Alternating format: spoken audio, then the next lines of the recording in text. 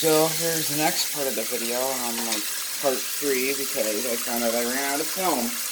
I thought I had 8 minutes of film, but I did not.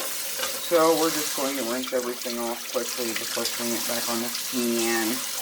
I'm not really too worried about the grill.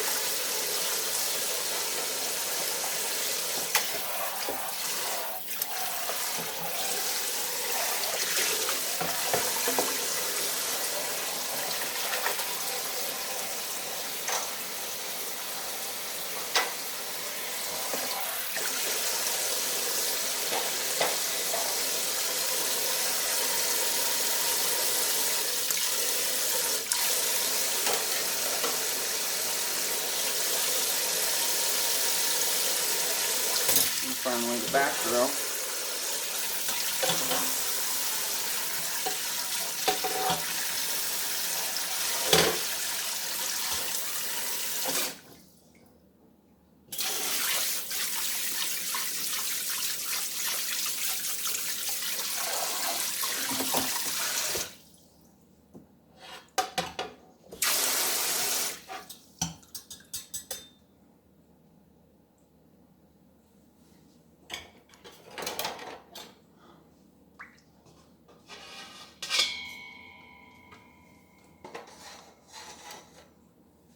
Done.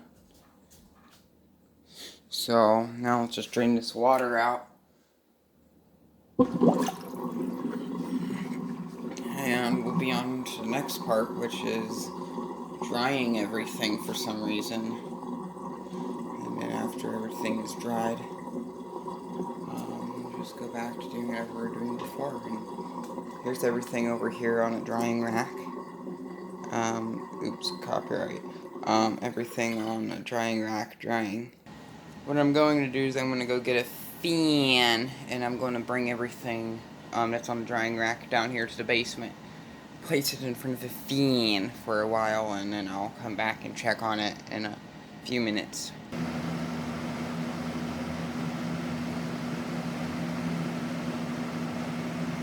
I reviewed the footage from the first video, and I found out a lot of the things that I did was kind of boring, so I'll try to talk a little bit more and be a little bit more exciting, instead of just being all quiet.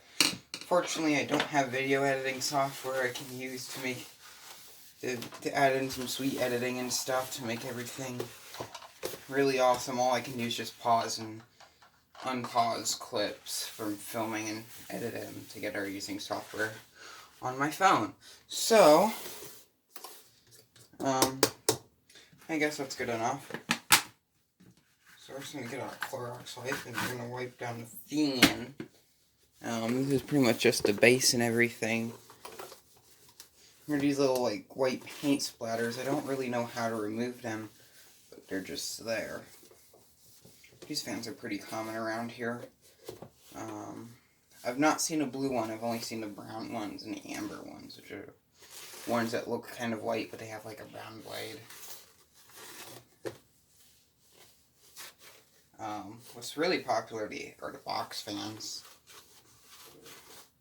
I've seen plenty of the 80s Lasko and Galaxy box fans. I think if I press hard enough, I can get this paint to go away.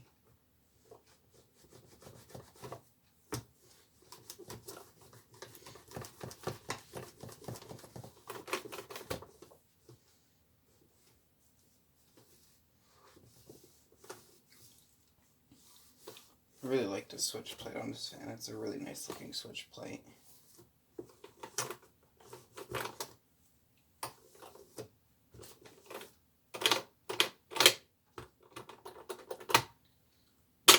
high-speed button. Seems like most of the time when I take this fan apart, it's always happening right here in the washroomatory at this house. I really had to take it. I never really took it apart, did anything else to fit anywhere else. I'll show you what I'm doing. Working on the shaft. Add some oil on the shaft. Make sure everything's nice and smooth. Probably shouldn't be using lighter oil for this, but nice.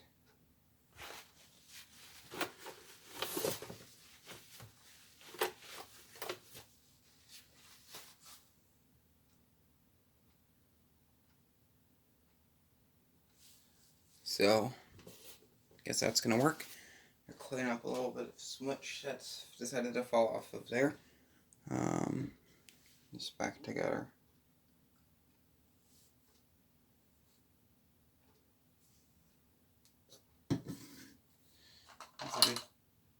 One of the screws here, the one that's slightly different is for holding on the motor housing. The other two are for right here and here, putting on the front half of the motor.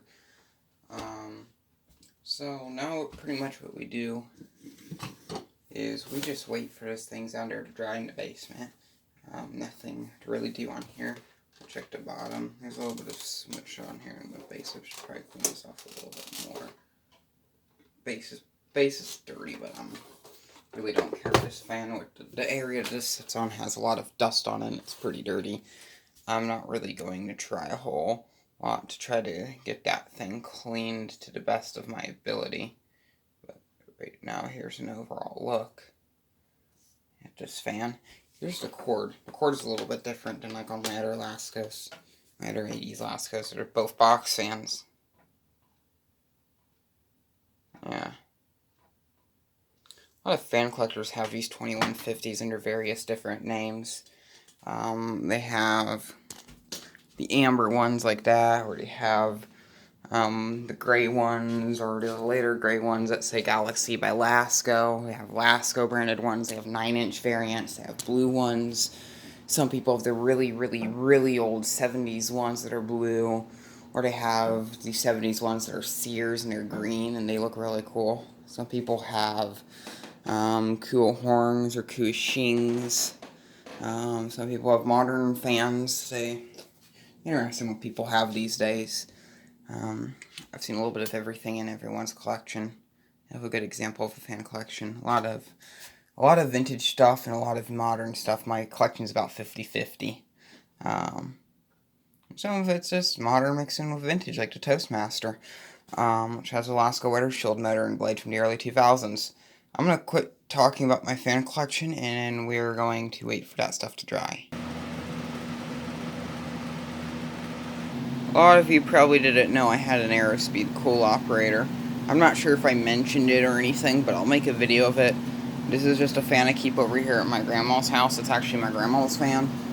I did check on everything that's drying. It'll probably be about 5 minutes, into 5 to 10 minutes, maybe even 20 minutes if I feel like it.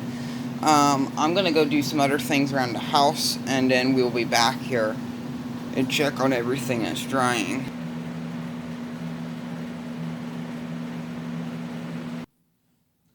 I'm sitting right here looking at my workstation, and I noticed that I've refused to put everything back away where it's supposed to go. So, this is all just a mess right now. I have to clean this up. So I'm going to have to leave that out for wire ties. But you should always clean up after yourself when working on this type of project. No one wants a mess. Messes are annoying and they get in the way. But just thought I should show you that.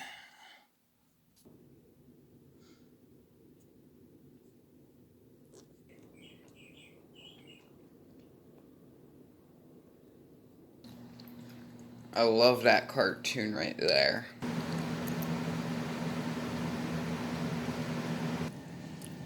Well, everything's dry. So now we can take this back up to the washroomatory and finish putting everything together. Unfortunately, we're going to maybe wait. Probably have to do a part 4 and we'll find out. You can probably see how much left of the video there is via that little red line on the bottom of the video that YouTube is nice enough to put, like, since YouTube was a thing.